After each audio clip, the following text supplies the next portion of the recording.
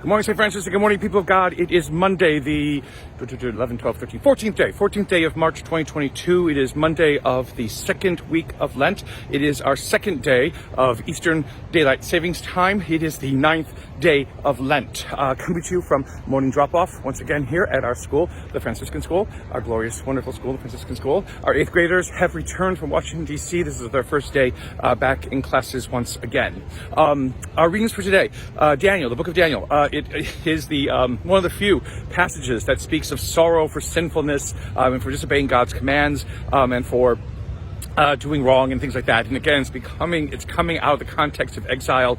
Daniel is in exile in Babylon with the Israelites, and so Israel is recognizing the fact that it has failed. But the idea is not just lament over the failure and how they have offended God and whatever it is. It is basically the recognition and the confidence that it is God who can make everything better, that God who heals what has fallen apart, brings back what has fallen apart, puts back together what has fallen apart. Very, very important Franciscan ideals in this world. Remember that most of the Old Testament is not about wailing and lamenting. It is sometimes more about, God, why aren't you doing something about this? And this is where, again, in Daniel, while there is wailing and lament, there's also the desire for God to fix it and to do something about it. The importance, though, is that the beginning of doing something about it begins with us. And that's where Luke's gospel comes in with 4 of those great precepts from the Sermon on the Plain.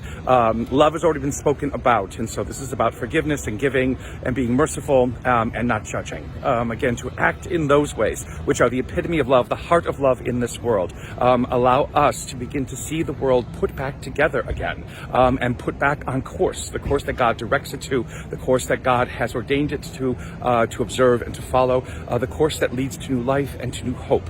Always the source, always the heart and the soul of what Lent is all about. It is what we teach here at the Franciscan School, and why our students are so delighted and so happy to spend their weekdays here learning and discovering the wonders of God's love.